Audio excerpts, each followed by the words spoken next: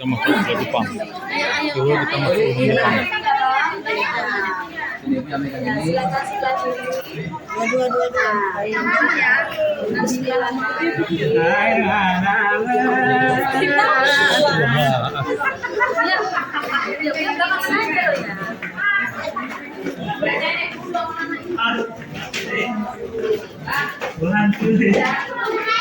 Ini kan ada jalan keluar yang lain Bang ya. Selain dari sini kan bisa juga keluar langsung nembus jalan raya Ngaresiano.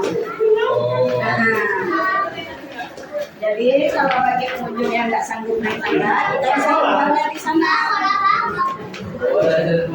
Ya.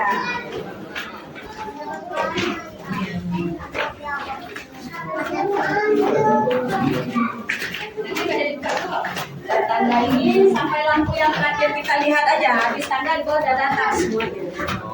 Ini tangganya 64 meter panjangnya dengan jumlah anak tangga 132 anak tangga. 100 berapa? 132 anak tangga. 130 anak tangga ya? Ya. Kalau dulunya Bang, tangga ini belum ada Bang. Yang ada dulu hanya jalan tanah yang lereng aja. Iya. Jadi dulu Jepang itu turun dan naik dengan cara merangkak dibantu dengan tali tambang. Kemudian tangga ini dibuat oleh pemerintah Kota Bukit Tinggi tahun 1984, itu pun masih berupa tangga tanah. Baru dikasih batu alam seperti sekarang ini tahun 2004 kemarin, bersamaan dengan dilapisi lubang Jepang dengan semen. Kalau aslinya kan lubang Jepang ini tanah semua Bang.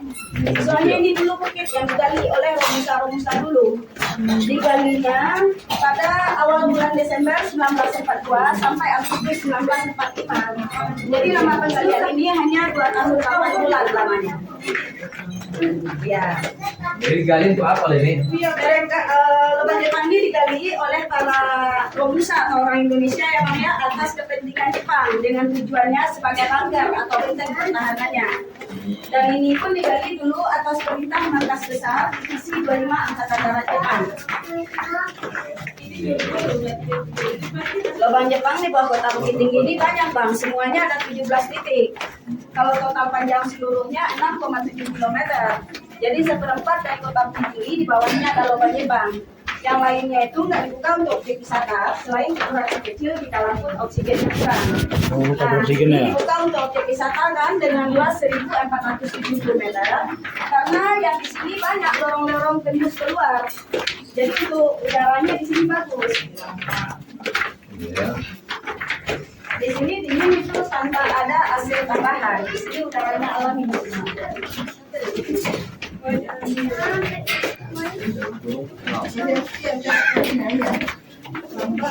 Ini tanda yang terakhir pendek Kak. Ini udah datar semuanya, nggak ada tangganya lagi. Kalau secara vertikalnya kita sekarang berada di kedalaman 40 meter di bawah permukaan tanah. 40 meter? Ya. Di dalam ya? Ya, dari atas Bang ya. Iya. Jadi mulai dari sini jaringan handphone sudah hilang di bawah. Sinyal dong ada ya? Nah ini apa nih? Nah ini Bang ya, di sebelah kanan kita. Dari sini sampai ujung sana ada 6 buah ruangan. 6 buah ruangan ini dulu digunakan Jepang sebagai ruang amunisi atau tempat senjatanya. Dari ruangan pertama bisa tembus ke ruangan 2, 3, 4, sampai 6 karena sifatnya paralel atau connecting corridor. Masing-masing ruangan panjangnya 30 meter. Inilah salah satu bentuk asli dari lubang Jepang. Bentuk aslinya itu segi 6 atau seperti trapesium dengan tinggi rata-rata 150 sampai 170 cm aja. Jadi ukuran yang sebenarnya ini Bang ya, lubang Jepang hanya seukuran orang Asia atau orang Jepang dulu. Sementara yang kita lalui sekarang, ini sudah dikorek lagi bagian bawahnya. Ini dikorek oleh pemerintah Kota Bukit Tinggi tahun 1984 Kak. Kemudian lubang Jepang diresmikan jadi objek wisata tahun 1986 yang meresmikannya Bapak Haji Fuad Hasan. Semasa itu beliau menjabat sebagai Menteri Pendidikan dan Kebudayaan. Nah, kita sekarang berada di kedalaman 40 meter di bawah permukaan tanah ya Kak ya. Ya, itu masih rombongannya bukan Kak yang belakang? Iya. Ya. Ya. Kita foto lah dulu di sini. Nah, karena ini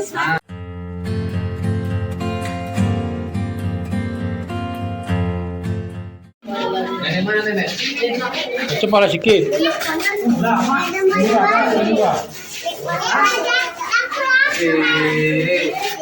Apa kakak ini adalah ruang amunisinya yang besar.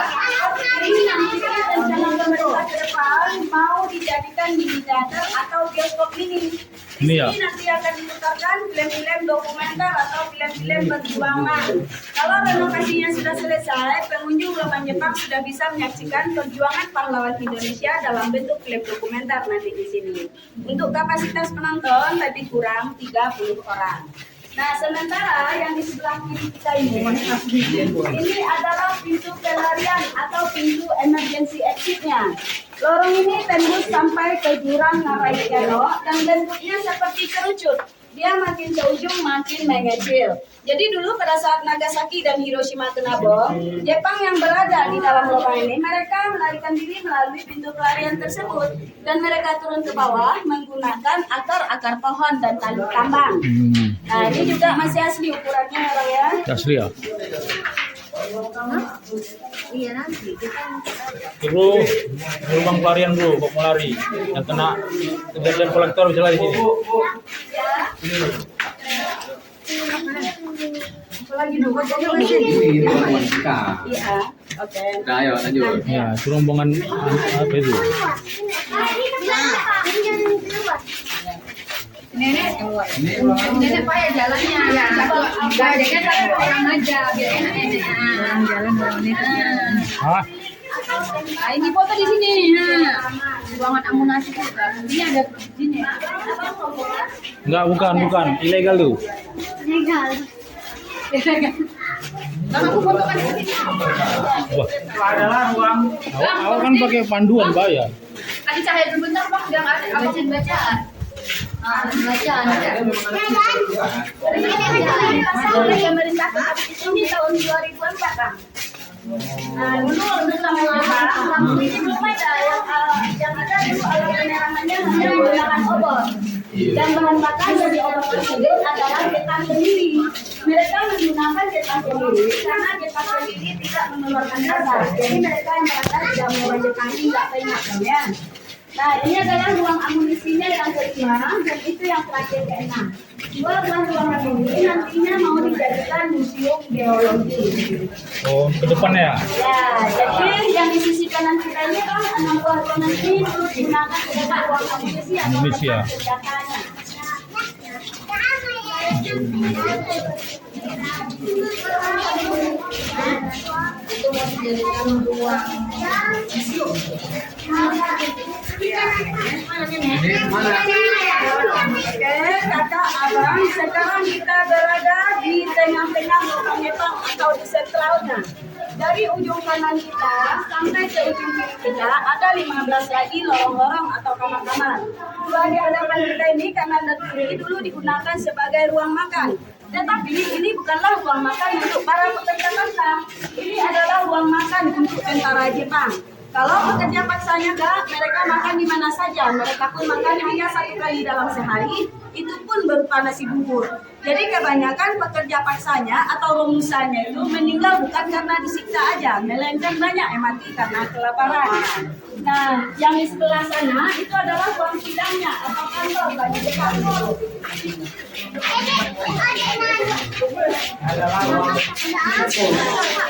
Ini ruang sidang atau kantor bagi Jepang dulunya. Di antara 21 ruangan, ruang sidang ini yang paling lebar ukurannya ya Bang ya. Dan di atas ini dulu tahun 1946 ada ditemukan dokumen-dokumen Jepang. Jadi informasi yang kami dapatkan dan yang kami berikan kepada pengunjung berdasarkan dokumen-dokumen yang ditemukan di sini. Bahkan di ruang sidang ini juga dulunya Jepang menyusun strategi untuk menghadapi perang Asia Timur Raya. Cuma peperangannya nggak sempat terjadi di Sumatera Barat. Tetapi daerah yang diserang oleh tentara sekutu adalah daerah Maluku Utara. Sehingga pada saat itu ada 9 tentara Jepang yang melarikan diri ke dalam hutan Morotai, yang mana satu orangnya ditemukan 30 tahun setelah Indonesia merdeka, yaitu tahun 75 dalam keadaan hidup. Dia bernama Kyoto Nakamura. Bahkan Kyoto Nakamura ini juga tidak mengetahui bahwa Indonesia sudah merdeka. Nah, kita ke sana. Ada 4 buah lorong lagi. Jangan tertarik.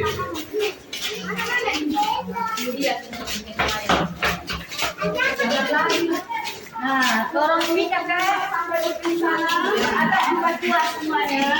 4 buah lorong ini dulu digunakan oleh Jepang sebagai barang-barang militernya.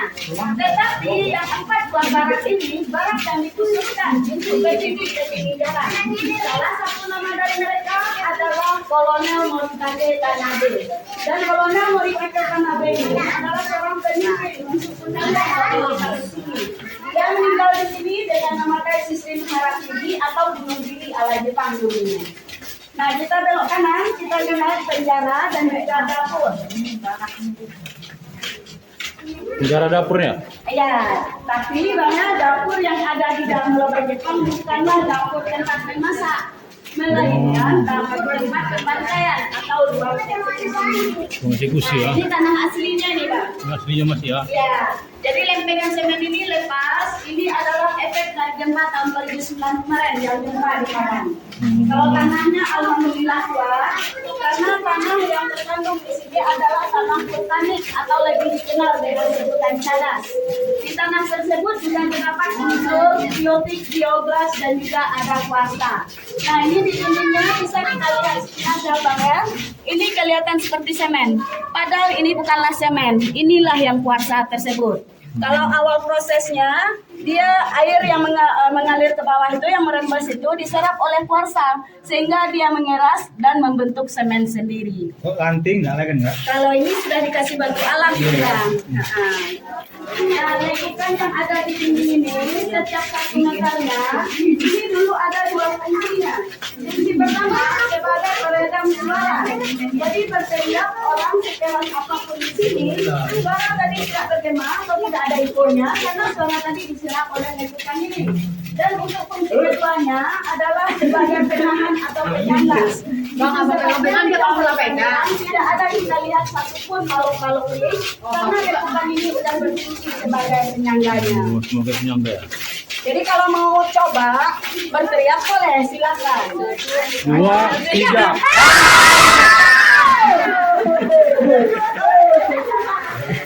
Assalamualaikum. Tidak ada gemanya. Ada gema ya? Nah, ini yang di depan kita adalah penjaranya. Penjara ini asli panjangnya 35 meter berupa letter L arah ke kanan. Dan disinilah dulu pemusa-pemusa yang memberontak atau yang nggak sanggup lagi bekerja dipenjarakan oleh Jepang.